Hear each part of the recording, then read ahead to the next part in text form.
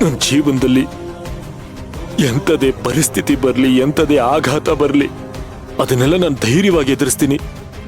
ಆದ್ರೆ ನನ್ನ ಜೊತೆ ನೀನಿರ್ಬೇಕು ಅಷ್ಟೆ. ನೀನ್ ನನ್ನ ಜೊತೆ ಇರ್ಬೇಕು. ನೀನ್ ನನ್ನಿಂದ ದೂರ ಹೋದ್ರೆ ನನಗ್ ಖಂಡಿತ ಸಹಿಸ್ಕೊಳಕ್ ಆಗಲ್ಲ ಸೇವಂತಿ. ನಿನ್ನ ಬಿಟ್ಟಿರೋ ಶಕ್ತಿ ನನಗಿಲ್ಲ. ಪ್ಲೀಸ್ ಎಲ್ಲಿದ್ರು ಬಂದ್ಬಿಡು, ಪ್ಲೀಸ್.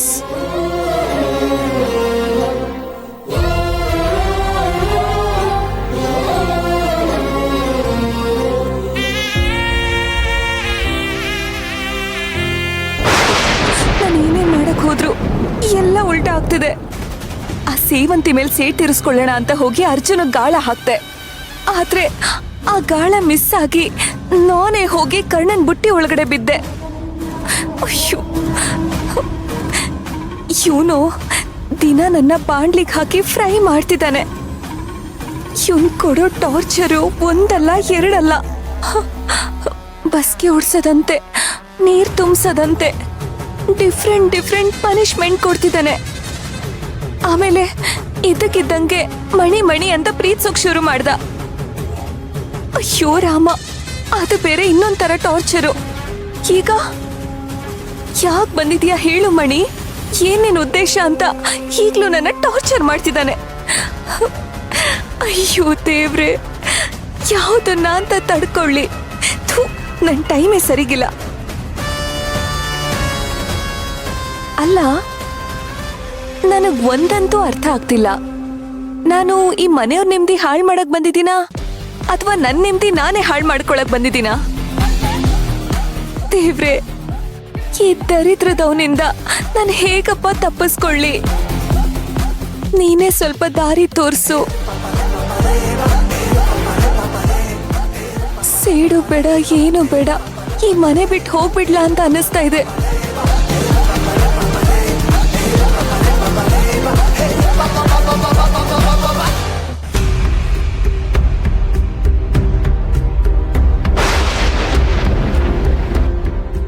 ಅಯ್ಯಯ್ಯೋ, ಇವಳು ಹಾಲು ತಗೊಂಡು ಎಲ್ಲಿಗೆ ಹೋಗ್ತಿದ್ದಾಳೆ?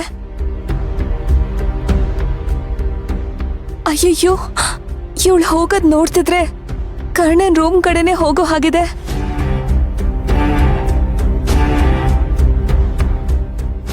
ಈಗಷ್ಟೇ ಹುಲಿನ ಬೋನಲ್ಲಿ ಕೂಡ್ ಹಾಕ್ ಬಂದಿದ್ದೀನಿ.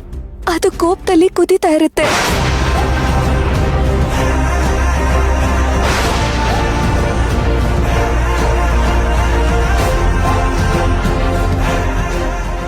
ಇವಳೇನಾದ್ರೂ ಹೋಗಿ ಆ ಬೋನ್ನ ತೆಗೆದ್ರೆ ಮುಗೀತು ನನ್ ಕತೆ.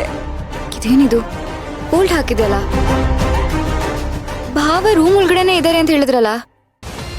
ಪೂಜಾ ಪೂಜಾ ಪೂಜಾ ಪೂಜಾ ಪೂಜಾ ಪೂಜಾ ಪೂಜಾ ಪೂಜಾ ಪೂಜಾ ಪೂಜಾ ಬೋಳ್ ತೆಗಿಬೇಡ. ಯಾಕೆ ಮೀರಾ? ಕರ್ಣಂಗೆ ತಲೆ ಕೆಟ್ಟಿದೆ, ಹುಚ್ಚುಚ್ಚಾಗಿ ಆಡ್ತಿದ್ದಾರೆ. ತಲೆ ಕೆಟ್ಟಿರೋದು ನಿಂಗೆ, ಹುಚ್ಚು ಚಾಗಾಡ್ತಾ ಇರೋದು ನೀನು.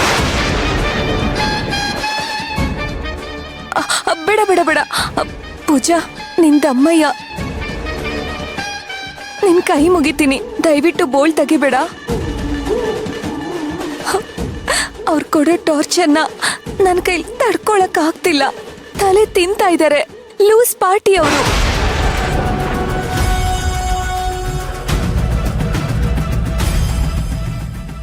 ಸೇವಂತಿ ಅಕ್ಕ ಕಾಣಿಸ್ತಾ ಇಲ್ಲ ಅಂತ ಮನೇಲಿರೋರು ಯಾರು ಊಟ ಮಾಡಿಲ್ಲ. ಪಾಪ ಭಾವ ಒಂದ್ ತೊಟ್ಟು ನೀರು ಕುಡ್ದಿಲ್ಲ.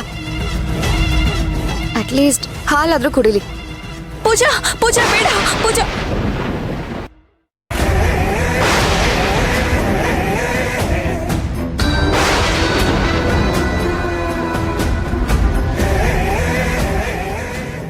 ಬೆಳಗ್ಗೆಯಿಂದ ಒಂದ್ ತೊಟ್ಟು ನೀರು ಸಹ ಕುಡ್ದಿಲ್ಲ. ಅಷ್ಟೊಂದು ಹೊಟ್ಟೆ ಹಸ್ಕೊಂಡಿದ್ಯಾ?